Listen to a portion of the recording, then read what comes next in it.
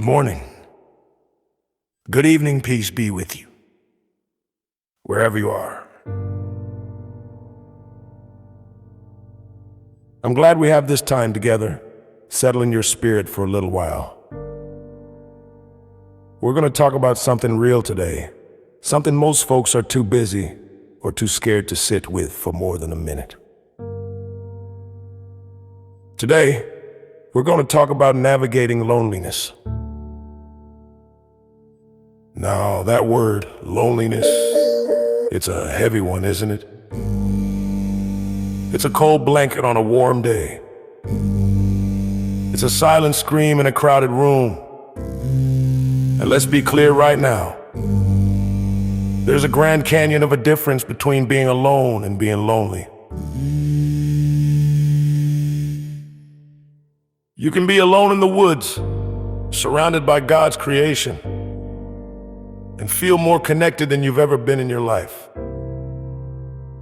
And you can be at a party, a family reunion, even sitting right here in a church pew, surrounded by people, and feel a loneliness so deep it hollows you out from the inside.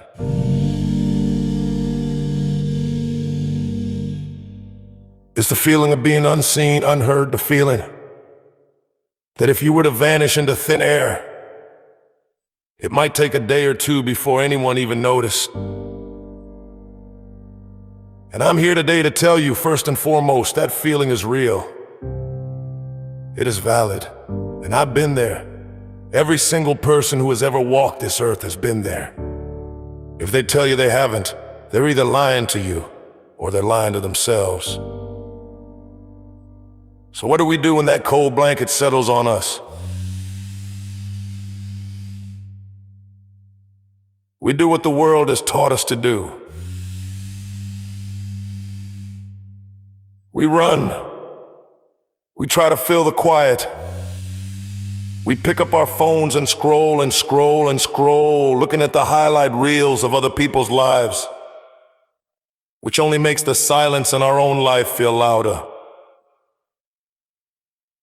We turn on the TV just to have some noise in the house. We go out, we drink, we party, we surround ourselves with bodies, hoping that the warmth from them will seep into our own cold spirit. We try to numb it, but you cannot numb your way through loneliness. You're just pouring sand into a hole that has no bottom. But what if I told you something different today? What if I told you that loneliness, that deep, aching quiet, isn't a punishment from God? What if it isn't a sign that He has abandoned you? What if it's an invitation?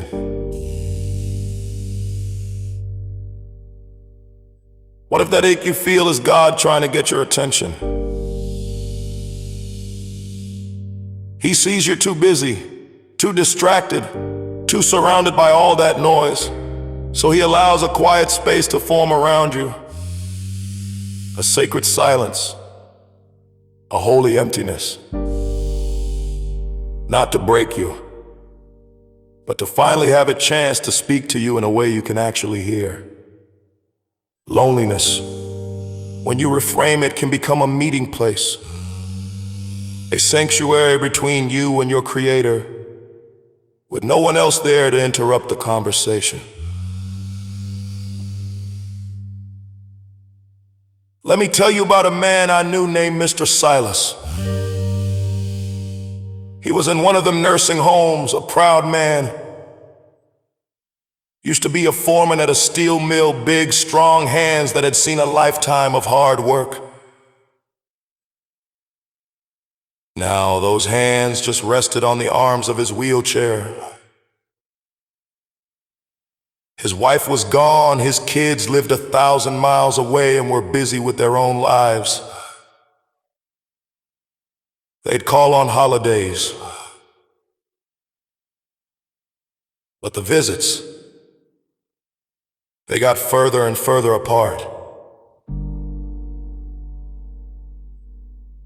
Mr. Silas would sit by the window of his little room all day, every day, But he wasn't looking at the birds or the trees. He was looking at the parking lot, waiting, hoping.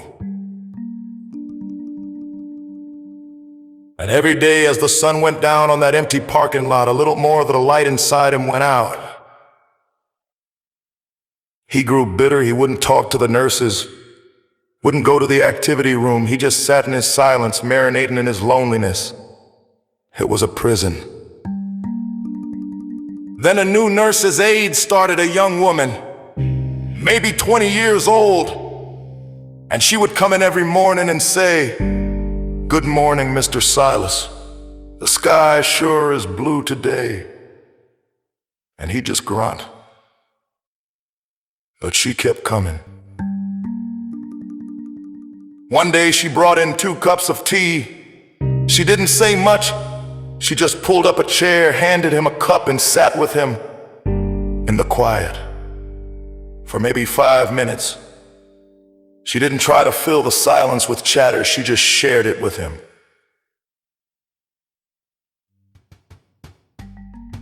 She did that every day for a week.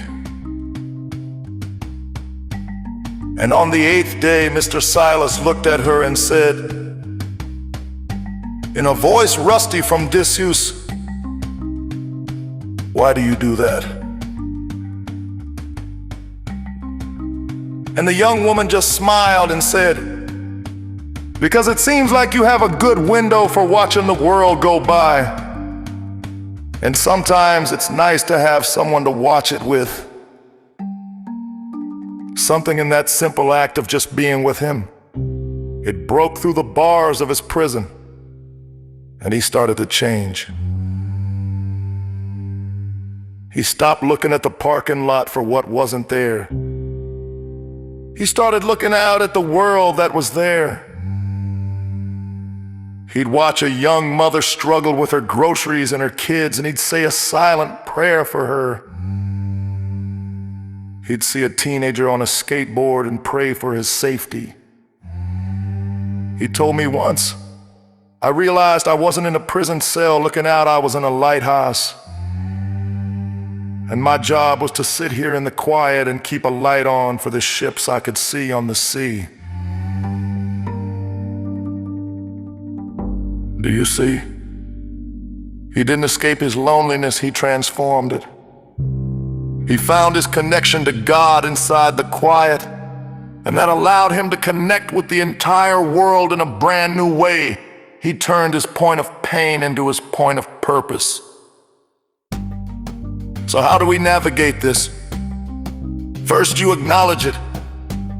You stop running, you sit down, you feel the cold blanket, and you say, "Okay, I'm lonely." Second, you reframe it. You say, "Lord, this is an invitation. What are you trying to tell me in this quiet place?" Third, you listen. Turn off the phone, turn off the TV, pray, meditate, be still. And fourth, you serve from it. After you've sat with God in your quiet place, you look for one small way to help someone else feel less alone.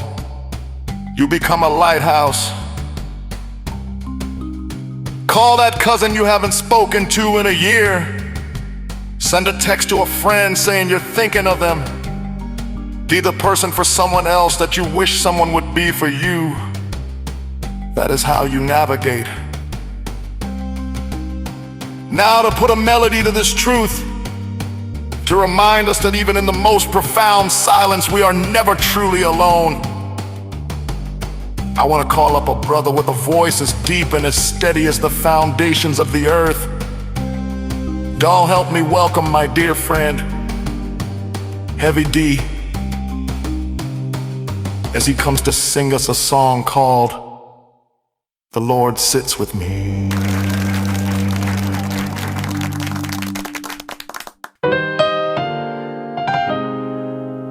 When the night is heavy, when the silence feels like chains, I'm here to tell you, you ain't ever alone. Because even in the stillness, the Lord sits with me. In the midnight hour, when the world feels cold, when the voices fade and there's no one to hold, I hear a whisper, soft as a breeze. My child, you are mine. Come and sit with me. The Lord sits with me in the valley deep. He counts every tear. He sings me to sleep. When I'm lost in the dark, His light I see. I'm never alone. The Lord sits with me. When my prayers feel empty, falling to the floor, when my heart is knocking on a locked up door, He pulls a chair close, says just be still. My presence will hold you, my peace will fill.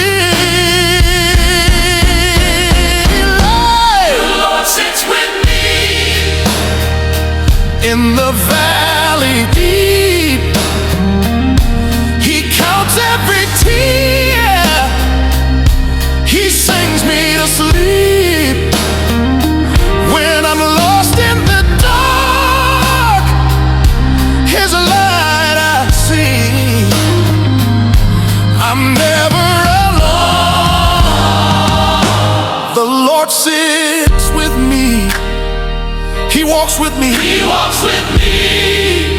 He walks with me. He talks with me. He talks with me. In my loneliest hour, He covers me. oh, I'll never Be forsaken. His love is free. yeah. The Lord sits with me. In the valley deep, He counts every tear. He sings me to sleep. When I'm lost in the dark, His light I see. I'm never alone. The Lord sits with me. I'm never alone. I'm never alone. The Lord sits with me. He sits